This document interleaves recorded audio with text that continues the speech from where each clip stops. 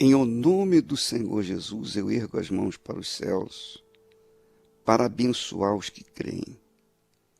Abençoar aquelas pessoas que dizem, bispo, eu creio de todo o meu coração. Sim, porque na autoridade do meu Senhor é que nós abençoamos você. E uma vez abençoada ou abençoado, não tem jeito. Ninguém pode remover isso daí. Nem o mundo, nem o inferno. Ninguém. Porque é a autoridade divina que passa por nós e chega até você. Que Deus te abençoe, minha amiga, meu amigo. Desde agora e para todo sempre. Amém. Graças a Deus. Nós temos falado muito sobre o altar. Nós temos falado muito sobre o sacrifício. E há quem pergunte, bispo, por que eu tenho que sacrificar se Jesus já fez o sacrifício por mim? É verdade. Jesus já sacrificou por você e por mim também. Mas ele sacrificou para salvar a nossa alma. Para salvar a nossa alma. Agora, para que nós venhamos mantermos salvos, para que nós venhamos continuar salvos, nós temos que sacrificar permanentemente, dia após dia após dia, todos os dias, até a consumação dos séculos. Você verifica que o Senhor Jesus, nas suas cartas apocalípticas às igrejas, ele sempre faz referência ao vencedor. O vencedor vai herdar isto, o vencedor vai herdar aquilo, o vencedor vai se sentar comigo no meu trono. Ora, vencedor é o quê? Ninguém é vencedor sem luta, sem sacrifício, sem empenho, sem esforço pessoal. Ninguém. Como é que você pode ser vencedor se você não luta? Vencedor é aquele que luta e vence. Então, por aí você verifica que Jesus já sacrificou, ele consumou o ato da salvação. Mas, para que eu permaneça na salvação, eu tenho que lutar todos os dias contra a minha carne, contra o meu eu, contra a minha vontade. Eu tenho que lutar contra o mundo, eu tenho que lutar contra o diabo. E nessas lutas que eu travo diariamente, eu tenho que sacrificar. Então o sacrifício faz parte da minha fé. Ora, é claro que não há sacrifícios se não houver altar. Se não há altar, não tem sacrifício, não tem oferta, não tem nada. Não tem dízimo, não tem nada. Porque o altar é o que recebe os sacrifícios, as ofertas, os dízimos, que representam a vida da pessoa. Portanto, o altar representa Deus. E nós representamos o sacrifício. Nós manifestamos nossa fé aonde? No altar. Quando nós nos oferecemos como oferta viva no altar de Deus. Ora, quando nós nos oferecemos no altar, então nós apresentamos naturalmente a nossa oferta, os nossos dízimos, os nossos sacrifícios, porque ninguém pode se apresentar diante de Deus de mãos vazias. Está escrito isso lá em Êxodo, capítulo 23, versículo 15. Deus não aceita que ninguém chegue à sua presença sem oferta. A oferta que nós apresentamos para chegarmos a Deus representa, além de nossa própria vida, representa também a oferta de Deus por nós, que é Jesus. Portanto, minha amiga, meu amigo ouvinte, para que você tenha consciência da necessidade do sacrifício, primeiro você tem que ter consciência do altar. Ele representa Deus. Ele representa Deus. É Ele quem abençoa a oferta. É Ele que abençoa o ouro do altar. Ora, se não há altar, então também não pode haver oferta, não pode haver dízimo, não pode haver nada. O altar é o ponto de encontro entre Deus e você, entre você com Deus. Só que para você chegar no altar, você tem que chegar com as suas ofertas, seus dízimos, com os seus sacrifícios. Isso não tenho dúvida, de forma nenhuma. Porque ninguém pode chegar diante de Deus de mãos vazias. Ninguém pode subir no altar de mãos vazias. E você precisa saber que isso é tanto verdade que Deus vê a sua oferta como uma prova da sua fé. Na sua oferta, nas nossas ofertas, nós provamos a nossa fé. Nós provamos a nossa sinceridade, a sinceridade da nossa fé. Essa é a realidade. No Antigo Testamento, lá no tabernáculo erguido por Moisés, havia o altar do incenso, que ficava na porta do tabernáculo. Mas antes do altar do incenso, tinha o holocausto, o altar do holocausto, onde se faziam as ofertas de sacrifícios. Então, o judeu tomava um animal e trazia e colocava na mão do sacerdote. O sacerdote, então, que era incumbido para fazer o sacrifício, sacrificava o animal e pegava da brasa, parte da brasa que queimava a gordura daquele animal e levava até o altar do incenso. Lá no altar do incenso já havia o incenso preparado.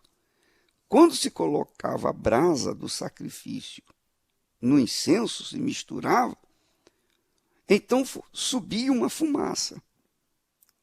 A fumaça subia ou a fumaça se espalhava de forma horizontal.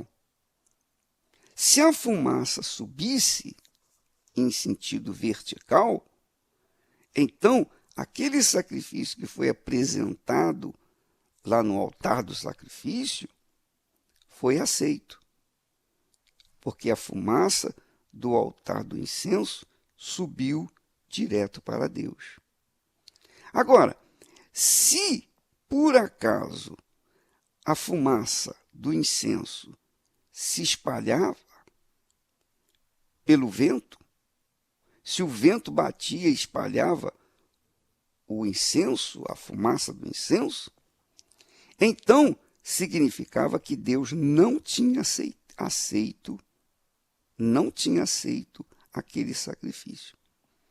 Quer dizer, quando nós levamos a nossa oferta no altar, os nossos sacrifícios, quando nós colocamos os nossos dízimos no altar, Deus está avaliando a nossa fé sincera, ou a sinceridade da nossa fé.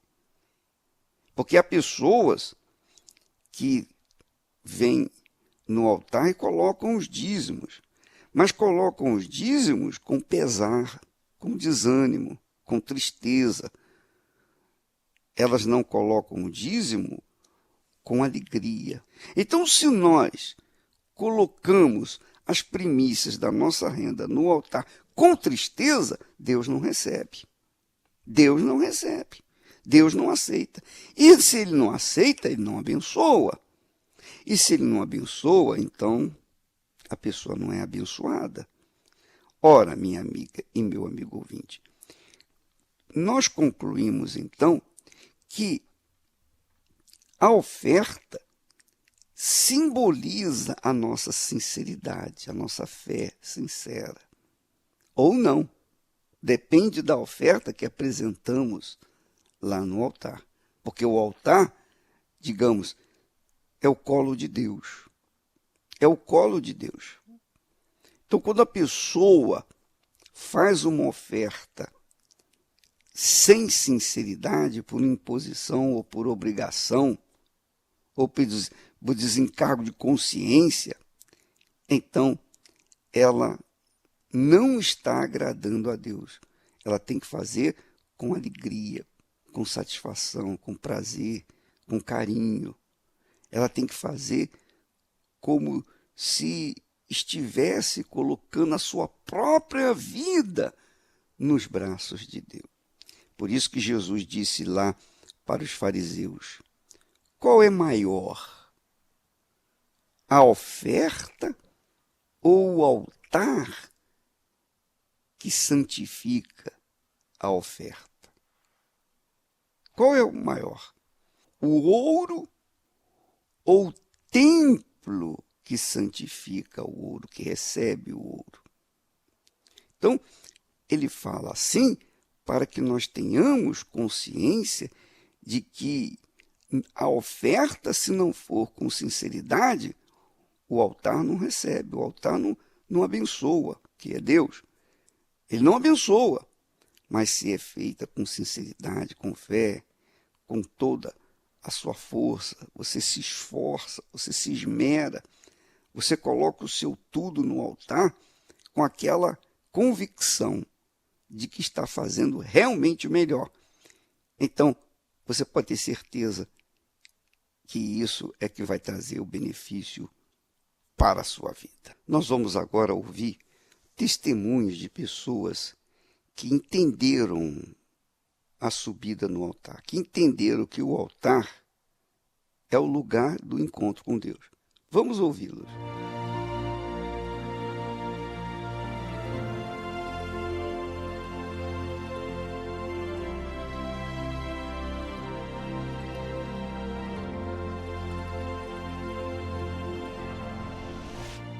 Eu sou um homem correto, de caráter, um pai exemplar. Eu sempre sonhei em ter a vida que eu tenho hoje. Hoje eu sou uma mulher muito feliz, muito realizada. Mas nem sempre foi assim. Eu tinha como alicerce a minha mãe, e ela veio a falecer. E aquele vazio que foi criando dentro de mim, eu fui preencher ele através de droga. Para suprir a droga, comecei a traficar.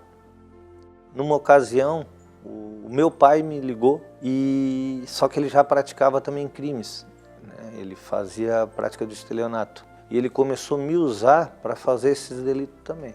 E aí começamos a vir fazer visitas, né, em Criciúma, e numa dessas visitas eu conheci a Eliane, né? Eu já era independente aos 18 anos, fui morar sozinha com uma amiga. A gente gostava de sair nos barzinhos e lá ela conheceu esse rapaz que era viúvo, daí onde ele trouxe o Pedro para eu conhecer, e eu gostei dele e ele acho que se encantou também, deu certo, e logo eu já fui morar com ele em Florianópolis. E ela nem desconfiava que eu usava droga. Comecei a investigar, a seguir ele, e aí foi onde eu peguei ele usando droga. E eu fiquei apavorada. E aí comecei a vender as coisas dentro de casa e o meu nome até mesmo pros traficantes começou a ficar ruim. E como se não bastasse a questão da droga que, né, me tirou o chão dos pés, eu ainda descobri que os dois, ele e o pai dele, eram bandidos os dois. Isso passou uns 2 anos, eu fiquei grávida, ganhei minha filha, minha primeira filha. Ele encontrou outro rapaz que fazia o mesmo que o pai dele fazia e eles faziam juntos. E a gente em grupo abriu uma empresa para fraudar os fornecedores mesmo. Através de uma abordagem da polícia na época por denúncia, né, de empresas que a gente fraudava, eu fui preso a primeira vez. Eu com a minha filha bebezinha, eles vieram dentro de casa buscar ele da cama e ele tinha passado a noite inteira usando droga. Quando saí, fiquei 1 semana no máximo sem usar e voltei a usar novamente. Daí foi onde eu pensei assim, não, se eu usar droga junto com ele, de repente ele vai ver que eu tô usando a droga, ele vai assim, poxa vida, agora ela também não, né? Vou parar. E daí eu já estava grávida do segundo filho. E aí a gente saiu da casa que a gente morava e eu fiquei 2 anos usando com ele. A gente via ela com o braço roxo, assim, e ela não dizia o que era, ela dizia que era que foi tirar sangue, mas a gente via que não era, né? Como não tinha mais como conviver comigo, a minha esposa tomou a decisão de ir para a casa de uma irmã dela, Elisete, com os meus 2 filhos. E aí, para mim, foi como se tirasse o chão dos meus pés. Nessa época, ele estava bem ruim, bem drogado, ele já estava vendo coisas, ele tinha mania de perseguição, ele se escondia dentro do guarda-roupa, ele se escondia embaixo da cama, isso ela contava, né? E aí, nesse meio tempo, eu fiquei sabendo que ele tinha sido preso e eu disse, para mim, pode ficar o tempo que for, eu visitar nunca mais. Eu prometi que nunca mais ia botar meus pés lá dentro daquele lugar. E eu não fui.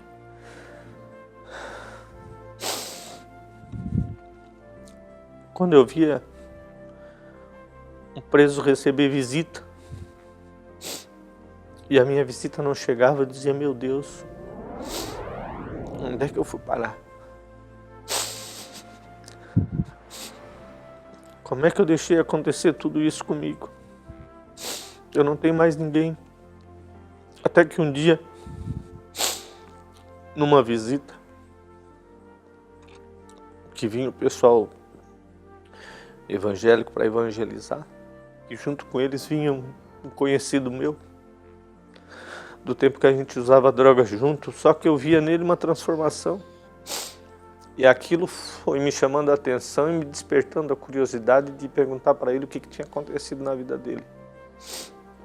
Aí então ele me falou, ele foi um amigo.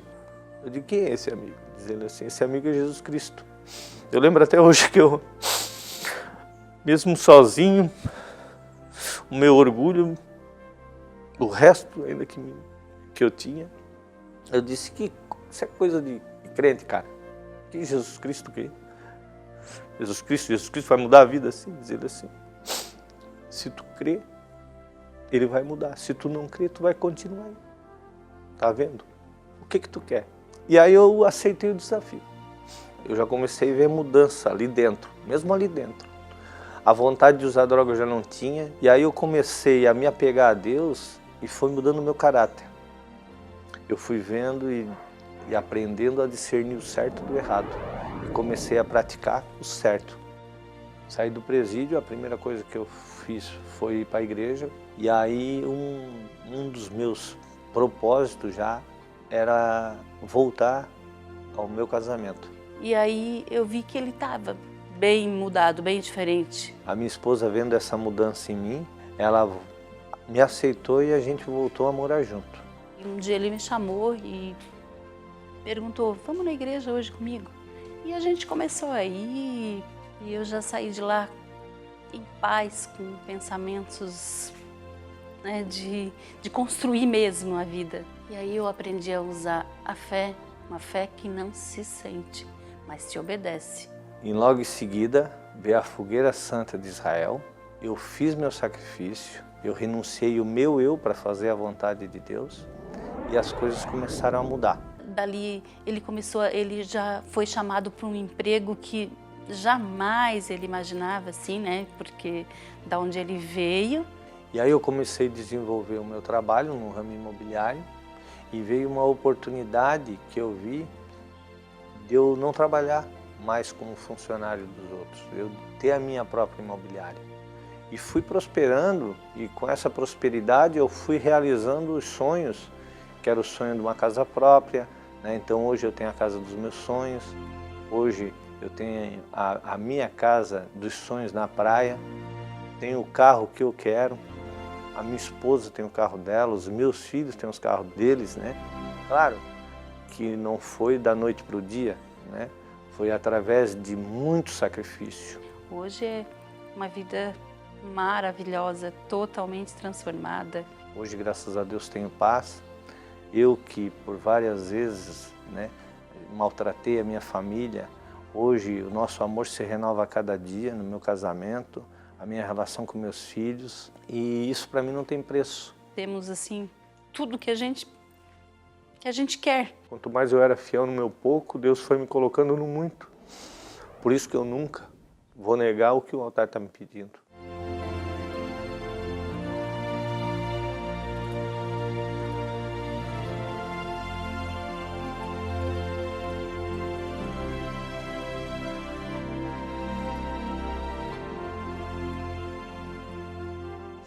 Você verifica que ele aprendeu do poder do altar aonde? Dentro da cadeia.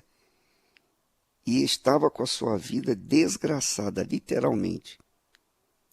Mas, quando ele decidiu, quando ele optou, quando ele escolheu o altar, o Senhor Jesus apoiou, aceitou a sua vida, a sua oferta, e ele hoje é um homem de bem.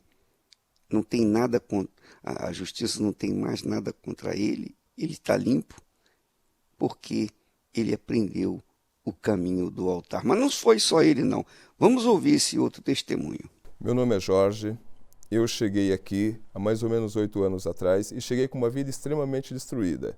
Eu cheguei um profissional formado, advogado já formado, eu já tinha pós-graduação, eu já estava na segunda formação, na primeira eu era contador, mas nada acontecia na minha vida. A vida era extremamente amarrada, uma vida de dificuldade. Eu passava dificuldades, eu já tinha filho, mas eu não tinha nada para dar para esse filho. Eu morava de aluguel, eu não tinha perspectiva, eu não tinha um escritório, eu não tinha um local onde trabalhar. Eu só tinha formação, mas essa formação, esse conhecimento em si, eu não conseguia transformar naquilo que eu imaginava, naquilo que eu esperava. Eu passava por privações. As pessoas olhavam para mim e eu creio que chegava a ter dó, porque nada acontecia. Eu era uma pessoa que eu não conseguia ver nada adiante, um futuro para mim. Eu não conseguia ver um futuro. E eu cheguei próximo de uma fogueira santa de Israel. Então eu vi que era a oportunidade, porque os testemunhos mostravam que era possível ter uma mudança, uma transformação. Eu entendi que a minha vida poderia ser transformada ali no altar, porque os investimentos que eu havia feito nos estudos, em outros que não me deram retorno, não me deram resultado, o altar poderia me dar o resultado que eu esperava. E eu me lancei. Eu me lancei naquele momento e a minha vida começou a mudar. De uma vida derrotada que eu tinha, uma vida de fracasso, uma vida de dívidas, uma vida de privações, as coisas começaram a acontecer. De um profissional falido, de um profissional derrotado, a minha vida começou, passo a passo, melhorar. E eu fui fazendo, porque como foi dando certo, eu fui me lançando cada vez mais. Então eu fiz as fogueiras santas pela vida espiritual, pela vida financeira, pelo meu casamento. Na verdade eu era solteiro. E no altar tudo eu consegui tudo que eu almejei, tudo que eu quis, tudo que eu pensei, eu consegui do altar. Então a minha vida, ela foi se transformando, ela não mudou, ela foi se transformando dia após dia. Então aquilo que estava dando errado passaram a dar certo. Eu não mudei, eu continuei sendo o profissional que eu era, formado, pós-graduado, anteriormente derrotado. Este profissional, a diferença que houve foi a fé.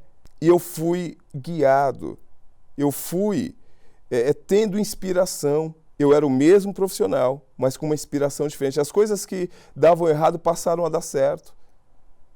Aquilo que estava amarrado passaram a desamarrar. Então, os clientes que não chegavam ao meu escritório falido lá atrás, escritório de jurídico falido, numa segunda formação, falido, os clientes começaram a aparecer. Então, a primeira fogueira santa foi feita e os clientes começaram a aparecer. Na segunda fogueira santa, os clientes começaram a aparecer os maiores, e assim sucessivamente. Hoje, depois de algumas fogueiras santas, eu tenho uma vida totalmente regalada. Eu tenho uma vida dos sonhos. Eu tenho uma vida onde eu tenho bens materiais, eu tenho paz, eu tenho um casamento abençoado, eu tenho uma família abençoada e eu tenho, acima de tudo, a certeza da salvação. E tudo isso eu consegui no altar. Eu entendi que o altar é o lugar mais curto para se alcançar aquilo que se busca. O investimento aí fora pode dar errado, mas o investimento do altar jamais vai dar errado. Porque para mim não deu, para mim não tem dado. E no meu caso, como eu digo, eu sou um fruto do altar, o fruto da fogueira santa, de um profissional falido. Hoje eu tenho imóveis, hoje eu moro muito bem, hoje eu tenho um carro importado, hoje eu tenho uma família abençoada, eu tenho um escritório de nome. Hoje a minha vida está transformada, fruto da fogueira santa. Graças a Deus. Minha amiga, meu amigo, nós vamos finalizando essa programação. Amanhã estaremos de volta nesse horário e nesta emissora. E não se esqueça que amanhã também nós temos aquela noite do encontro com o noivo. A noite do encontro com o noivo em todas as igrejas universal do Reino de Deus. 8 horas da noite. Deus abençoe a todos e até lá em nome do Senhor Jesus.